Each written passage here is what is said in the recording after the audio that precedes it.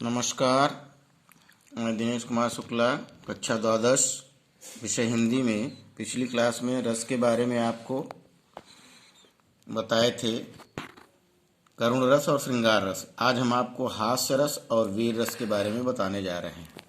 हास्य रस अपने अथवा पराये के परिधान, वेशभूषा, वचन अथवा क्रियाकलाप आदि से उत्पन्न हुआ हास नामक अस्थायी भाव, विभाव, अनुभाव और संचारी भावों के संयोग से हास्य रस का रूप ग्रहण करता है।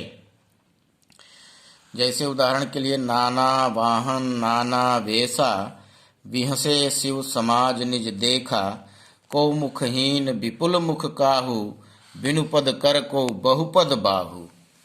गोस्वामी तुलसीदास जी ने रामचरितमानस में शिव विवाह का ये प्रसंग लिखा हुआ है। शिव के विवाह के समय की ये पंक्तियां हास्यमय उक्ति हैं। इस उदाहरण में अस्थाई भाव हास है। इसमें आलंबन शिव समाज है। शिव का जो समाज, जो बाराती तैयार हुए हैं, उन्हें देख करके स्वयं शिव के हृदय में हास नाम का अस्थाई भाव उत्पन्न हो रहा है। अतः यहाँ पर स्वयं शिव आश्रय हो जाएंगे। उद्दीपन उनके साथ जाने वाले बाराती, उनकी वेशभूषा, उनकी बनावट, उनका हाव भाव, ये उद्दीपन हो जाएगा। अनुभाव शिव जी का हंसना तथा रोमांच, हर्ष, चपलता आदि संचारी भाव है। इन सब से पुष्ट हुआ हास नामक अस्थाई भाव हास्य रस की दशा को प्राप्त हुआ है। अब अगला है वीर रस। उत्साह की अभिव्यक्ति जीवन के कई क्षेत्रों में होती है। शास्त्रकारों ने मुख्य रूप से 4 क्षेत्रों का उल्लेख किया है: युद्ध, धर्म, दया और दान। अतः इन चारों को लक्ष्य कर जब उत्साह का भाव जागृत हो और पुष्ट हो, तब वीर रस उत्पन्न होता है। उत्साह नामक अस्थाई भाव, विभाव, अनुभाव और संचारी भावों के संयोग से वीर रस की दशा को प्राप्त होता है। उदाहरण के लिए, आए होंगे यदि भरत कुमतिवश वन में, तो मैंने यह संकल्प लिया है मन में, उनको इस सर का लक्ष्य चुनूंगा क्षण में, प्रतिषेध आपका भी न सुनूंगा रण में। ये चित्रकूट में जब भरत राम को मनाने गए हुए हैं, पहरेदारी कर रहे लक्ष्मण पहाड़ी से जब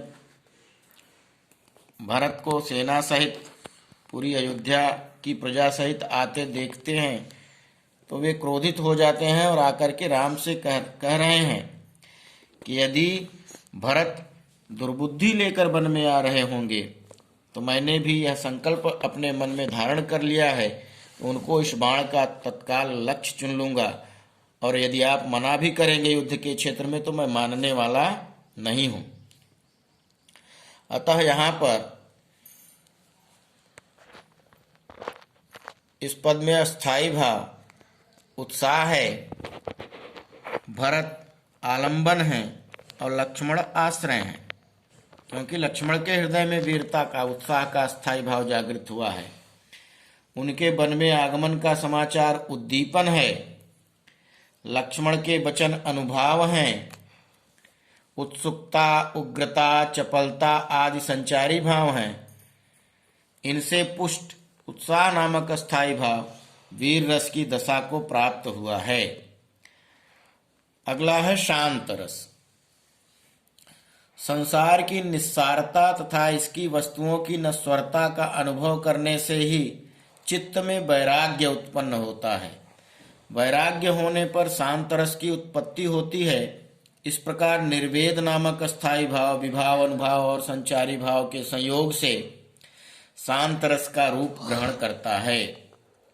उदाहरण के लिए, अबलो नसानी अब न नसई हूं, राम कृपा भव निशा सिरानी, जागे फिर न डसई हूं, पायो नाम चारु चिंतामणि उर कर ते न खसई हूं, श्याम रूप सुचि रुचिर कसौटी चित्त कंचन ही कसई हो। परबस जान हसे हुई न इंद्र निज बस हो न हसई हो। मन मधुकर पन करि तुलसी रघुपति पद कमल बसई हो। विनय पत्रिका में गोस्वामी तुलसीदास जी ने यह प्रसंग लिखा हुआ है। यहाँ पर निर्वेद अस्थाई भाव है। शांत रस का स्थायी भाव निर्वेद होता है।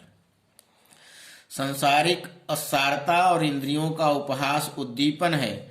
स्वतंत्र होने तथा राम के चरणों में रति होने का कथन अनुभाव है। धृति वितर्क मति संचारी भाव है और स्वयं तुलसी आश्रय हैं। इन सबसे पुष्ट होकर के निर्वेद शांत रस की दशा को प्राप्त हुआ है। धन्यवाद।